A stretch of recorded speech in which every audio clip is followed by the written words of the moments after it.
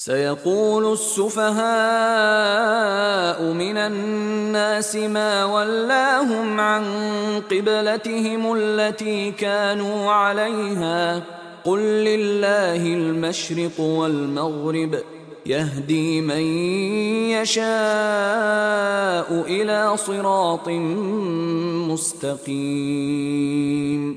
وكذلك جعلناكم أمة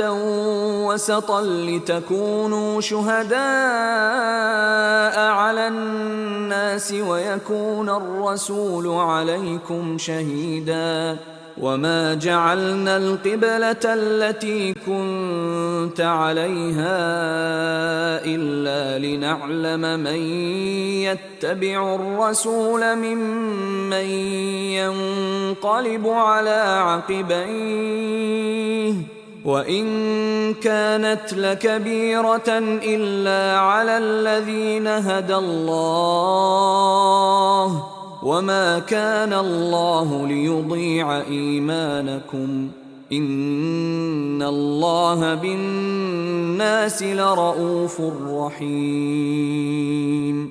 قد نرى تقلب وجهك في السماء فلنولينك قبلة ترضاها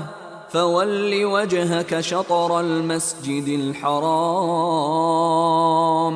وحيث ما كنتم فولوا وجوهكم شطره وإن الذين أوتوا الكتاب ليعلمون أنه الحق من ربهم وما الله بغافل عما يعملون. ولئن أتيت الذين أوتوا الكتاب بكل آية ما تبعوا قبلتك وما أنت بتابع قبلتهم وما بعضهم بتابع قبلة بعض ولئن اتبعت أهواءهم من بعد ما جاءك من العلم إنك إذا لمن الظالمين. الذين آتيناهم الكتاب يعرفونه كما يعرفون أبناءهم وإن فريقا منهم ليكتمون الحق وهم يعلمون. الحق من ربك فلا تكونن من الممترين. ولكل وجهة هو موليها فاستبقوا الخيرات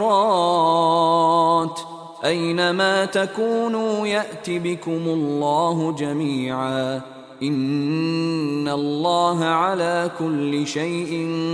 قدير. ومن حيث خرجت فول وجهك شطر المسجد الحرام وإنه للحق من ربك وما الله بغافل عما تعملون. ومن حيث خرجت فول وجهك شطر المسجد الحرام وحيث ما كنتم فولوا وجوهكم شطره لئلا يكون للناس عليكم حجة إلا الذين ظلموا منهم فلا تخشوهم واخشوني ولأتم نعمتي عليكم ولعلكم تهتدون. كما أرسلنا فيكم رسولا منكم يتلو عليكم آياتنا ويزكيكم ويعلمكم الكتاب والحكمة ويعلمكم ما لم تكونوا تعلمون. فاذكروني أذكركم واشكروا لي ولا تكفرون. يا أيها الذين الذين آمنوا استعينوا بالصبر والصلاة إن الله مع الصابرين ولا تقولوا لمن يقتل في سبيل الله أموات بل أحياء ولكن لا تشعرون ولنبلونكم بشيء من الخوف والجوع ونقص من الأموال والأنفس والثمرات وبشر الصابرين الذين إذا أصابتهم مصيبة قالوا إنا لله وإنا إليه راجعون أولئك عليهم صلوات من ربهم ورحمة وأولئك هم المهتدون إن الصفا والمروة من شعائر الله فمن حج البيت أو اعتمر فلا جناح عليه أن يطوف بهما ومن تطوع خيرا فإن الله شاكر عليم إن الذين يكتمون ما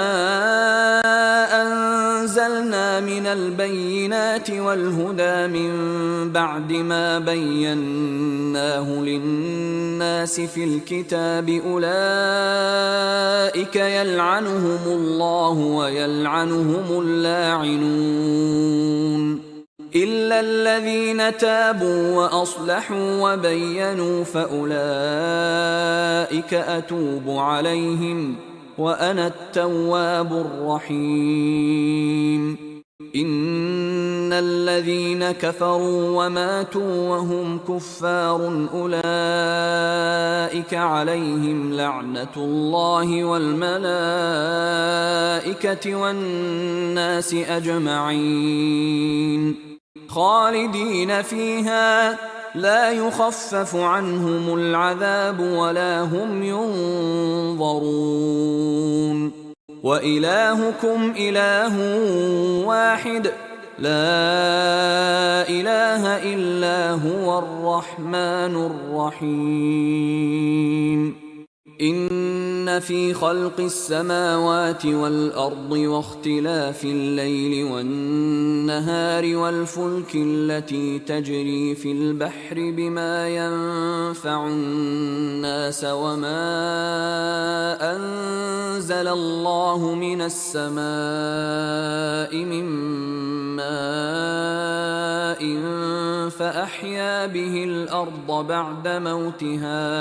فأحيا به الأرض بعد موتها وبث فيها من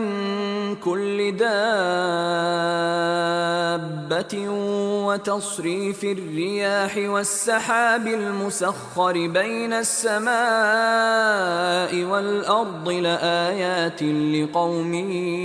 يعقلون ومن الناس من يتخذ من دون الله أندادا يحبونهم كحب الله والذين آمنوا أشد حبا لله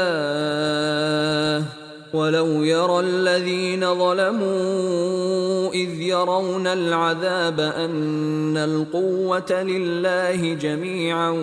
وأن الله شديد العذاب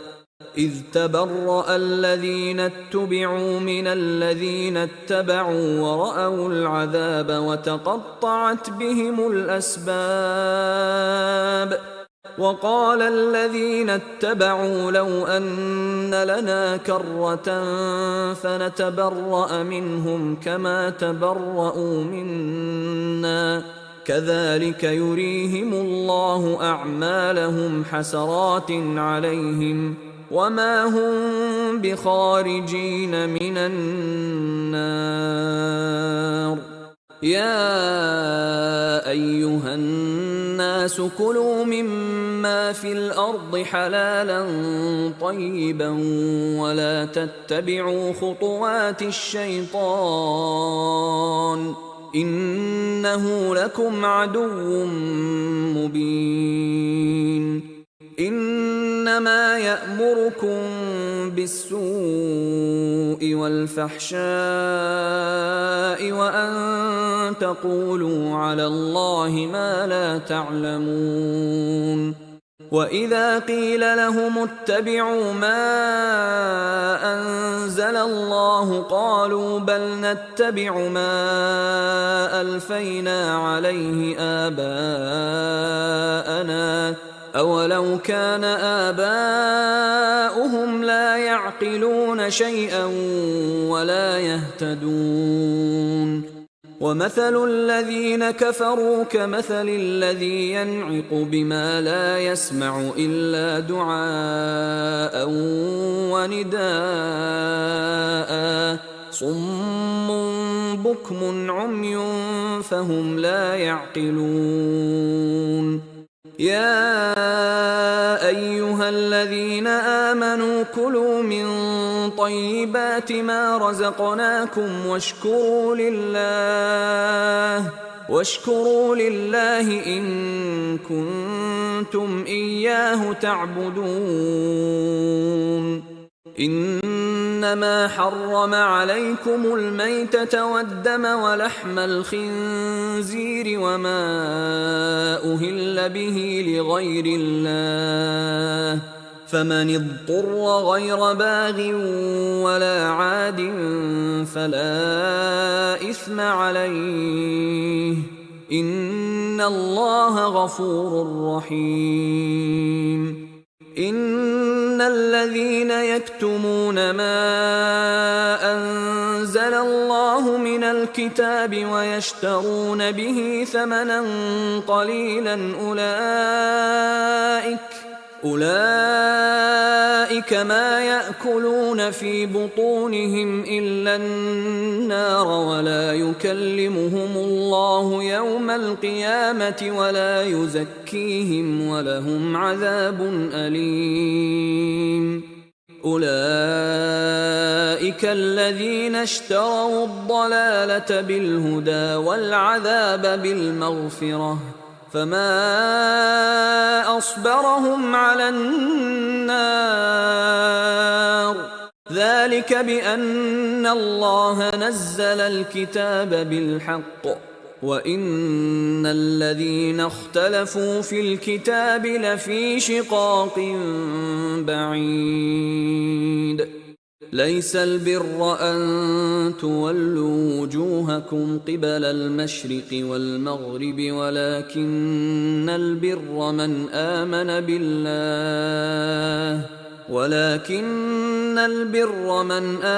بالله واليوم الآخر والملائكة والكتاب والنبيين وآتى المال على حبه ذوي القربى واليتامى والمساكين وابن السبيل والسائلين وفي الرقاب وأقام الصلاة وآتى الزكاة والموفون بعهدهم إذا عاهدوا والصابرين في البأساء والضراء وحين البأس أولئك الذين صدقوا وأولئك هم المتقون. يا أيها الذين آمنوا كتب عليكم القصاص في القتلى الحر بالحر والعبد بالعبد والأنثى بالأنثى فمن عفي له من أخيه شيء فاتباع بالمعروف وأداء إليه بإحسان ذلك تخفيف من ربكم ورحمة فمن اعتدى بعد ذلك فله عذاب أليم ولكم في القصاص حياة يا أولي الألباب لعلكم تتقون كتب عليكم إذا حضر أحدكم الموت إن ترك خيرا الوصية للوالدين والأقربين بالمعروف حقا على المتقين فمن بدله بعدما سمعه فإنما إثمه على الذين يبدلونه إن الله سميع عليم فمن خاف من موص جنفا أو إثما فأصلح بينهم فلا إثم عليه إن الله غفور رحيم يا أيها الذين آمنوا كتب عليكم الصيام كما كتب على الذين من قبلكم لعلكم تتقون أياما معدودات فمن كان منكم مريضا أو على سفر فعدة من أيام أخر وعلى الذين يطيقونه فدية طعام مسكين فمن تطوع خيرا فهو خير له وأن تصوموا خير لكم إن كنتم تعلمون شهر رمضان الذي أنزل فيه القرآن هدى للناس وبينات من الهدى والفرقان فمن شهد منكم الشهر فليصمه ومن كان مريضا أو على سفر فعدة من أيام أخر يريد الله بكم اليسر ولا يريد بكم العسر ولتكملوا العدة ولتكبروا الله على ما هداكم ولعلكم تشكرون وإذا سألك عبادي عني فإني قريب أجيب دعوة الداع إذا دعان فليستجيبوا لي وليؤمنوا بي لعلهم يرشدون أحل لكم ليلة الصيام الرفث إلى نسائكم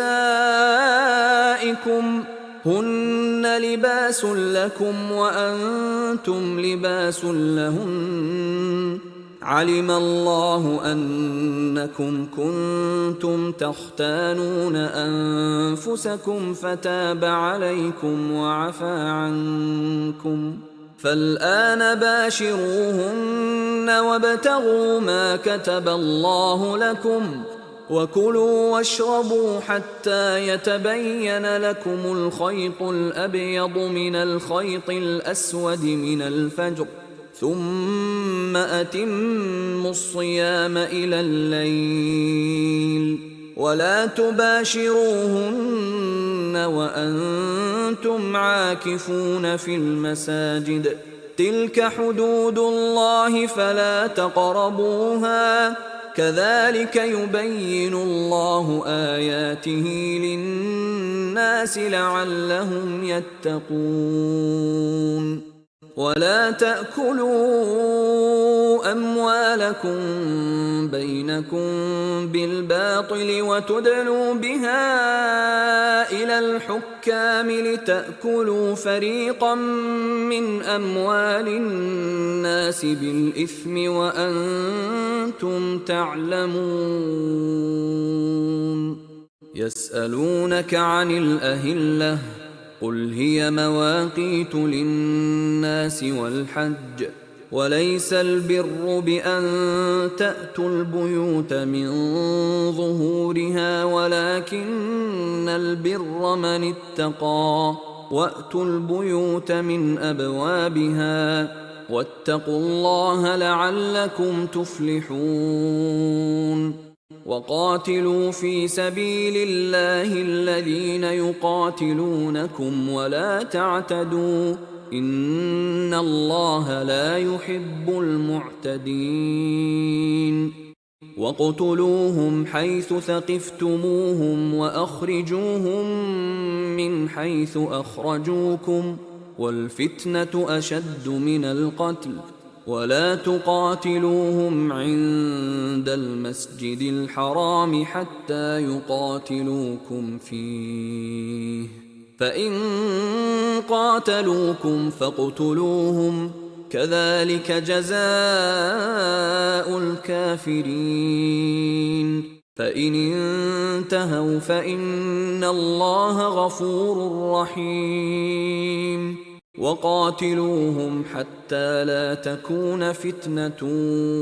وَيَكُونَ الدِّينُ لِلَّهِ فَإِنِ انْتَهَوْا فَلَا عُدْوَانَ إِلَّا عَلَى الظَّالِمِينَ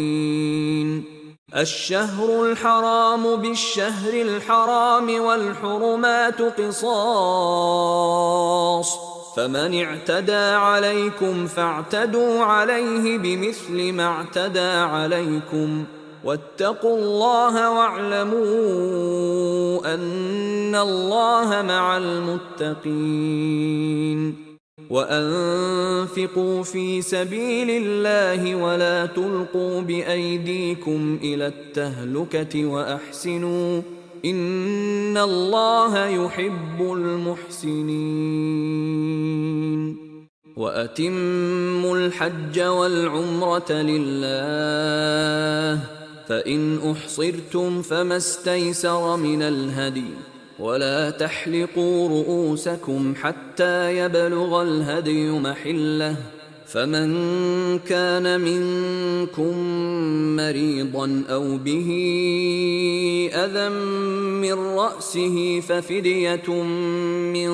صيام أو صدقة أو نسك فإذا أمنتم فمن تمتع بالعمرة إلى الحج فما استيسر من الهدي فمن لم يجد فصيام 3 أيام في الحج و7 إذا رجعتم تلك 10 كاملة ذلك لمن لم يكن أهله حاضر المسجد الحرام واتقوا الله واعلموا أن الله شديد العقاب الحج أشهر معلومات فمن فرض فيهن الحج فلا رفث ولا فسوق ولا جدال في الحج وما تفعلوا من خير يعلمه الله وتزودوا فإن خير الزاد التقوى واتقون يا أولي الألباب ليس عليكم جناح أن تبتغوا فضلا من ربكم فإذا أفضتم من عرفات فاذكروا الله عند المشعر الحرام واذكروه كما هداكم وإن كنتم من قبله لمن الضالين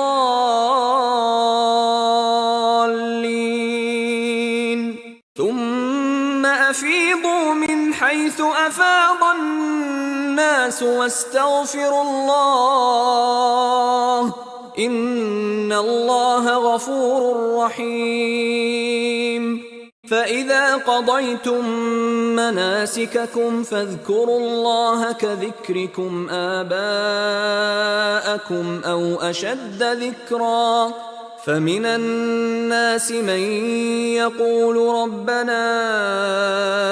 آتنا في الدنيا وما له في الآخرة من خلاق ومنهم من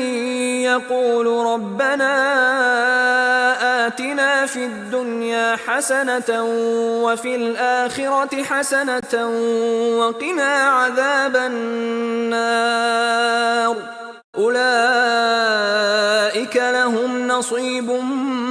مما كسبوا والله سريع الحساب واذكروا الله في أيام معدودات فمن تعجل في يومين فلا إثم عليه ومن تأخر فلا إثم عليه لمن اتقى واتقوا الله واعلموا أنكم إليه تحشرون ومن الناس من يعجبك قوله في الحياة الدنيا ويشهد الله على ما في قلبه وهو ألد الخصام وإذا تولى سعى في الأرض ليفسد فيها ويهلك الحرث والنسل والله لا يحب الفساد وإذا قيل له اتق الله أخذته العزة بالإثم فحسبه جهنم ولبئس المهاد ومن الناس من يشري نفسه ابتغاء مرضات الله والله رؤوف بالعباد يا أيها الذين آمنوا ادخلوا في السلم كافة ولا تتبعوا خطوات الشيطان إنه لكم عدو مبين فإن زللتم من بعد ما جاءتكم البينات فاعلموا أن الله عزيز حكيم هل ينظرون إلا أن يأتيهم الله في ظلل من الغمام والملائكة وقضي الأمر وإلى الله ترجع الأمور سل بني إسرائيل كم آتيناهم من آية بينة ومن يبدل نعمة الله من بعد ما جاءته فإن الله شديد العقاب زين للذين كفروا الحياة الدنيا ويسخرون من الذين آمنوا والذين اتقوا فوقهم يوم القيامة والله يرزق من يشاء بغير حساب كان الناس أمة واحدة فبعث الله النبيين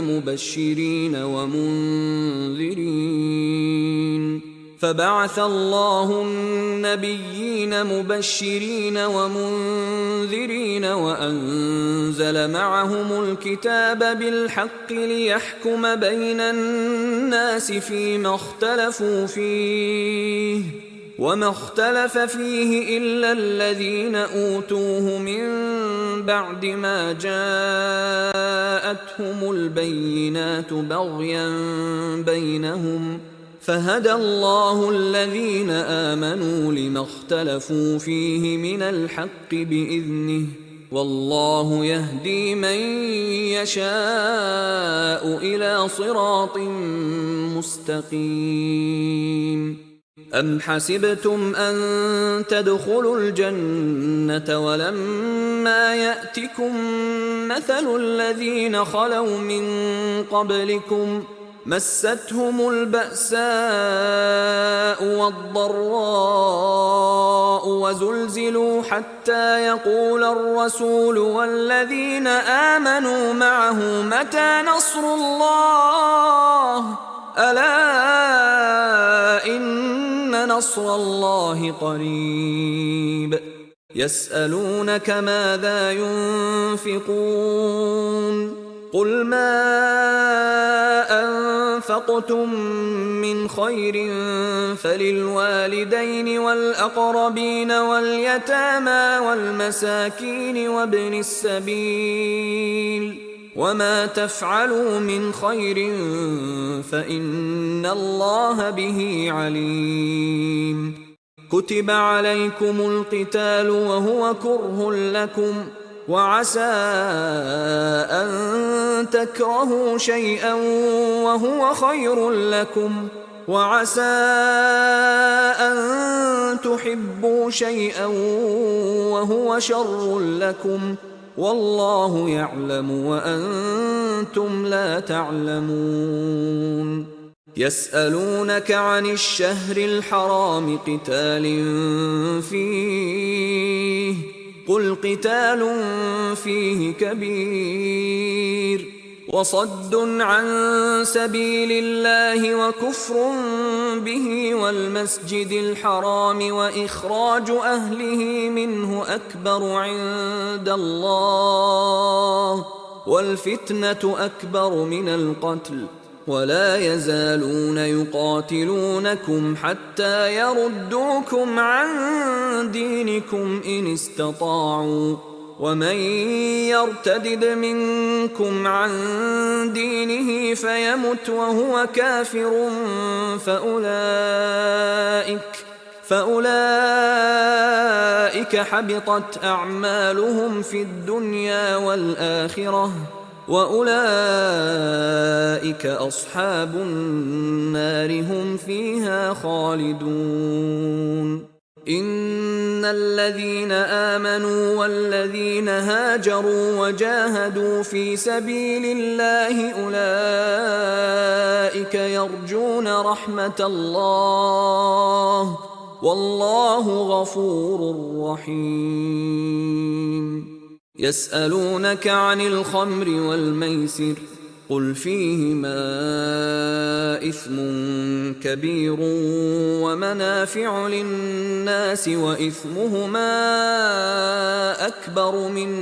نفعهما ويسألونك ماذا ينفقون قل العفو كذلك يبين الله لكم الآيات لعلكم تتفكرون في الدنيا والآخرة ويسألونك عن اليتامى قل إصلاح لهم خير وإن تخالطوهم فإخوانكم والله يعلم المفسد من المصلح ولو شاء الله لأعنتكم إن الله عزيز حكيم ولا تنكحوا المشركات حتى يؤمنن ولأمة مؤمنة خير من مشركة ولو أعجبتكم ولا تنكحوا المشركين حتى يؤمنوا ولعبد مؤمن خير من مشرك ولو أعجبكم أولئك يدعون إلى النار والله يدعو إلى الجنة والمغفرة بإذنه ويبين آياته للناس لعلهم يتذكرون ويسألونك عن المحيض قل هو أذى فاعتزلوا النساء في المحيض ولا تقربوهن حتى يطهرن فإذا تطهرن فأتوهن من حيث أمركم الله إن الله يحب التوابين ويحب المتطهرين. نساؤكم حرث لكم فأتوا حرثكم أنى شئتم وقدموا لأنفسكم واتقوا الله واعلموا أنكم ملاقوه وبشر المؤمنين. ولا تجعلوا الله عرضة لأيمانكم أن تبروا وتتقوا وتصلحوا بين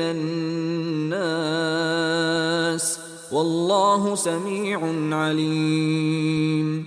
لا يؤاخذكم الله باللغو في أيمانكم ولكن يؤاخذكم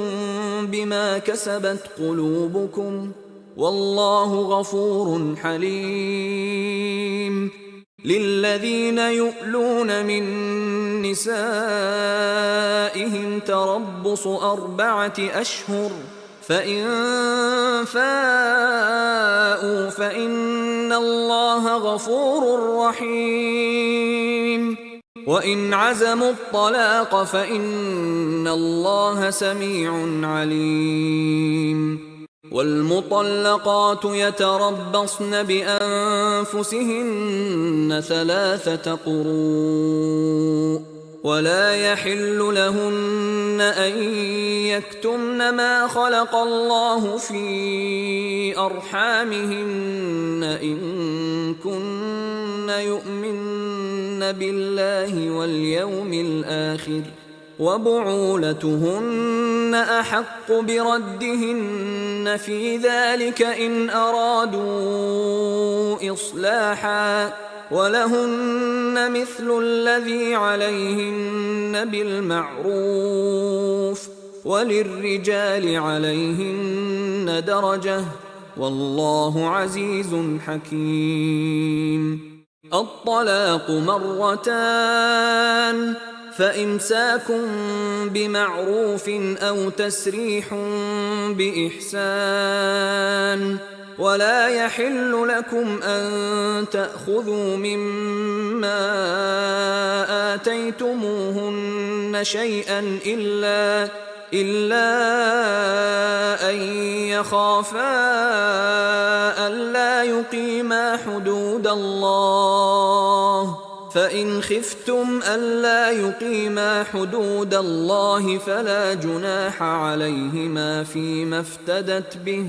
تلك حدود الله فلا تعتدوها ومن يتعد حدود الله فأولئك هم الظالمون. فإن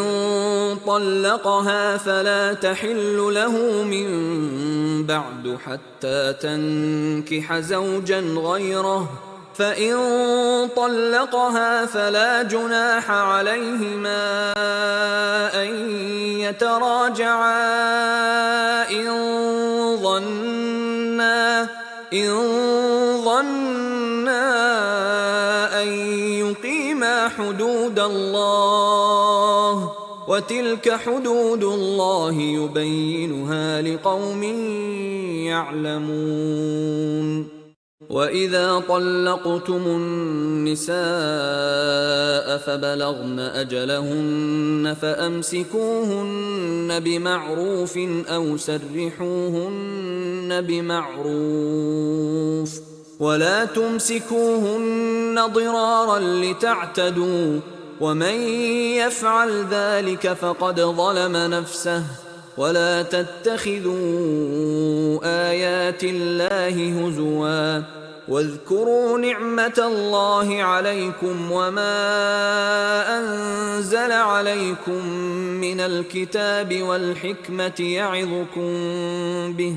واتقوا الله واعلموا أن الله بكل شيء عليم. وإذا طلقتم النساء فبلغن أجلهن فلا تعضلوهن أن ينكحن أزواجهن إذا تراضوا بينهم بالمعروف، ذلك يوعظ به من كان منكم يؤمن بالله واليوم الآخر، ذلكم أزكى لكم وأطهر، والله يعلم وأنتم لا تعلمون. والوالدات يرضعن أولادهن حولين كاملين لمن أراد أن يتم الرضاعة، وعلى المولود له رزقهن وكسوتهن بالمعروف، لا تكلف نفس إلا وسعها، لا تضار والدة بولدها ولا مولود له بولده، وعلى الوارث مثل ذلك، فإن أرادا فصالا عن تراض منهما وتشاور فلا جناح عليهما، وإن أردتم أن تسترضعوا أولادكم فلا جناح عليكم إذا سلمتم ما آتيتم بالمعروف، واتقوا الله واعلموا أن الله بما تعملون بصير. والذين يتوفون منكم ويذرون أزواجا يتربصن بأنفسهن 4 أشهر و10، فإذا بلغن أجلهن فلا جناح عليكم فيما فعلن في أنفسهن بالمعروف، والله بما تعملون خبير. ولا جناح عليكم فيما عرضتم به من خطبة النساء أو أكننتم في أنفسكم، علم الله أنكم ستذكرونهن ولكن لا تواعدوهن سرا إلا أن تقولوا قولا معروفا، ولا تعزموا عقدة النكاح حتى يبلغ الكتاب أجله، واعلموا أن الله يعلم ما في أنفسكم فاحذروه، واعلموا أن الله غفور حليم. لا جناح عليكم إن طلقتم النساء ما لم تمسوهن أو تفرضوا لهن فريضة، ومتعوهن على الموسع قدره وعلى المقتر قدره متاعا بالمعروف حقا على المحسنين. وإن طلقتموهن من قبل أن تمسوهن وقد فرضتم لهن فريضة فنصف ما فرضتم إلا أن يعفون أو يعفو الذي بيده عقدة النكاح، وأن تعفوا أقرب للتقوى، ولا تنسوا الفضل بينكم، إن الله بما تعملون بصير. حافظوا على الصلوات والصلاة الوسطى وقوموا لله قانتين، فإن خفتم فرجالا أو ركبانا، فإذا أمنتم فاذكروا الله كما علمكم ما لم تكونوا تعلمون. والذين يتوفون منكم ويذرون أزواجا وصية لأزواجهم متاعا إلى الحول غير إخراج، فإن خرجن فلا جناح عليكم فيما فعلن في أنفسهن من معروف، والله عزيز حكيم. وللمطلقات متاع بالمعروف حقا على المتقين، كذلك يبين الله لكم آياته لعلكم تعقلون.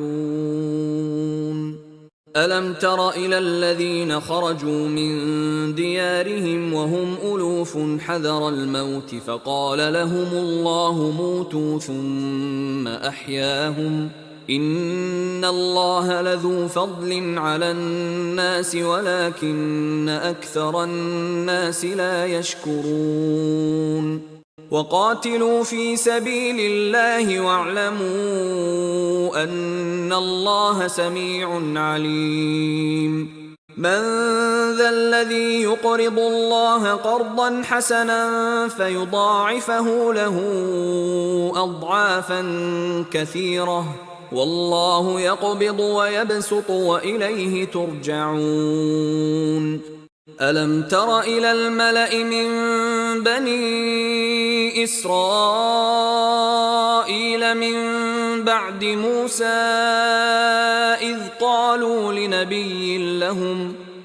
قالوا لنبي لهم ابعث لنا ملكا نقاتل في سبيل الله، قال هل عسيتم إن كتب عليكم القتال ألا تقاتلوا؟ قالوا وما لنا ألا نقاتل في سبيل الله وقد أخرجنا من ديارنا وأبنائنا، فلما كتب عليهم القتال تولوا إلا قليلا منهم، والله عليم بالظالمين. وقال لهم نبيهم إن الله قد بعث لكم طالوت ملكا، قالوا أنى يكون له الملك علينا ونحن أحق بالملك منه ولم يؤت سعة من المال، قال إن الله اصطفاه عليكم وزاده بسطة في العلم والجسم، والله يؤتي ملكه من يشاء والله واسع عليم. وقال لهم نبيهم إن آية ملكه أن يأتيكم التابوت فيه سكينة من ربكم وبقية مما ترك آل موسى وآل هارون تحمله الملائكة، إن في ذلك لآية لكم إن كنتم مؤمنين. فلما فصل طالوت بالجنود قال إن الله مبتليكم بنهر فمن شرب منه فليس مني ومن لم يطعمه فإنه مني إلا من اغترف غرفة بيده، فشربوا منه إلا قليلا منهم، فلما جاوزه هو والذين آمنوا معه قالوا لا طاقة لنا اليوم بجالوت وجنوده، قال الذين يظنون أنهم ملاقو الله كم من فئة قليلة غلبت فئة كثيرة بإذن الله والله مع الصابرين. ولما برزوا لجالوت وجنوده قالوا ربنا أفرغ علينا صبرا وثبت أقدامنا وانصرنا على القوم الكافرين. فهزموهم بإذن الله وقتل داود جالوت وآتاه الله الملك والحكمة وعلمه مما يشاء ولولا دفع الله الناس بعضهم ببعض لفسدت الأرض ولكن الله ذو فضل على العالمين تلك آيات الله نتلوها عليك بالحق وإنك لمن المرسلين